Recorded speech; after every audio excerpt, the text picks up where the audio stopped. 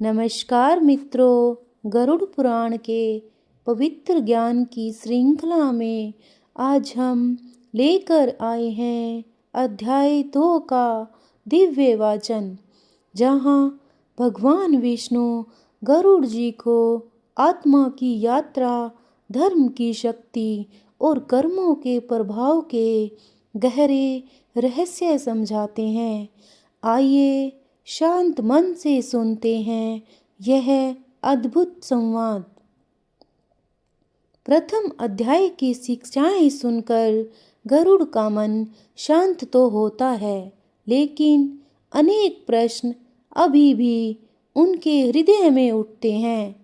वे भगवान विष्णु के सामने हाथ जोड़कर कहते हैं, हे प्रभु, आपने मृत्यु और कर्मों का स्वरूप बताया, किंतु कृपा कर यह भी बताइए कि आत्मा मृत्यु के बाद किस प्रकार की यात्रा करती है और उसके मार्ग को कौन निर्धारित करता है। भगवान विष्णु गंभीरता से मुस्कुराते हैं, हे गरुड़, आज मैं तुम्हें वह ज्ञान दूंगा जिसे सुनकर मनुष्य अपने जीवन को सही दिशा देता है। भगवान विष्णु कहते हैं, जब प्राणी अपने अंतिम क्षणों में होता है, तब उसका संचित और वर्तमान कर्म उसकी चेतना के सामने प्रकट होने लगता है, और जैसे ही प्राण निकलते हैं, मनुष्य का सूक्ष्म शरीर अपनी यात्रा प्रारंभ करता है। पुण्यवान के चारों ओर शांति होती है, उसके मन में प्रकाश की अनुभूति होती है, और पापी के आसपास भय, भ्रम और अंधकार का अनुभव होता है। विष्णु जी आगे कहते हैं, लेकिन याद रखो गरुड़, किसी को भी अकेला नहीं छोड़ा जाता। हर आत्मा को उसके कर्मों के अनुसार देवदूत या यमदूत मार्गदर्शन देते हैं। भगवान विष्णु बताते हैं, देवदूत तेजस्वी, शांत और प्रकाशमय होते हैं। वे पुण्य आत्मा का स्वागत करते हैं और उसे सुरक्षित मार्ग से ले जाते हैं। यमदूत भयवह नहीं, बल्कि केवल न्याय के दूत हैं। वे आत्मा को उसके कर्म दिखाते हैं और उसी के अनुसार ले जाते हैं। लोग उन्हें डरावना समझते हैं, परंतु वे केवल वही कर रहे होते हैं जो कर्मों का नियम तय करता है।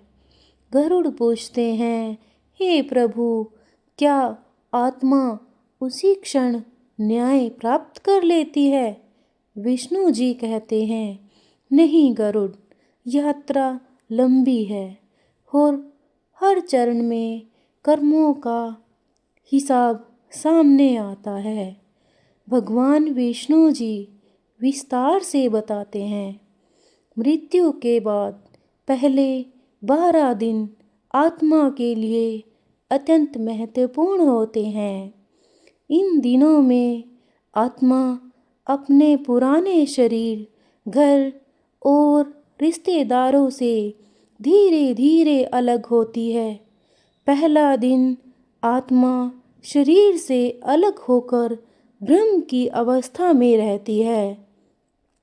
दूसरा से 5वां दिन वह अपने प्रियजनों को देखती है, उनके दुख को महसूस करती है और समझाती है कि वह इस संसार से विदा हो चुकी है।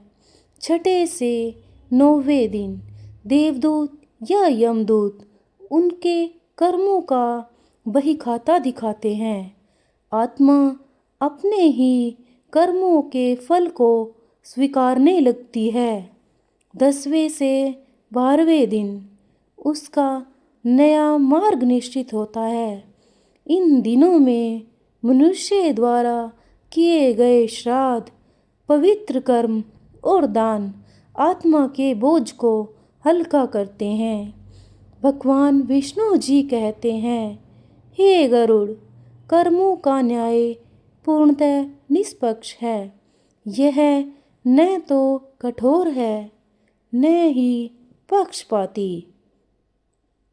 कर्म ही आत्मा का भार है। पुण्य आत्मा को ऊपर उठाते हैं और पाप आत्मा को नीचे खींचते हैं। जिसने संसार में दान किया है उसे मार्ग सरल मिलता है। जिसने अत्याचार किया है वह अपने ही कर्मों की छाया में चलता है। कर्मों का यह नियम ऐसा है जो ब्रह्मांड में कहीं टूटता नहीं।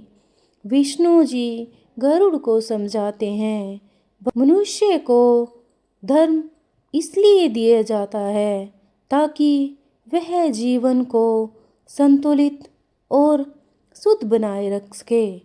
धर्म का अर्थ केवल पूजा नहीं, धर्म का अर्थ है सत्कर्म, सत्य, संयम, करुणा और कर्तव्य पालन। हे गरुड़, जो मनुष्य धर्म के मार्ग पर चलता है उसके लिए मृत्यु भी एक सहज पुल बन जाती है।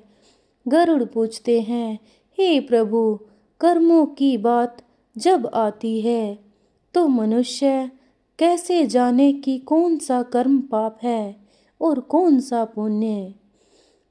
भगवान विष्णु उत्तर देते हैं, हे गरुड़, पाप वह है जो किसी भी जीव को दुख पहुँचे और पुण्य वह है जो किसी जीव को खुशी मिले। पाप के स्वरूप हिंसा, छल, लोभ, क्रोध, विश्वासघात, अपशब्द, अनावश्यक क्रूरता और पराई वस्तु का हरण। और पुण्य के स्वरूप दया, दान, परोपकार, समय पर दिया गया सहारा, सत्य वचन और पवित्र मन। याद रखो, ब्रह्मांड एक दर्पण है, जैसा कर्म वैसा ही फल।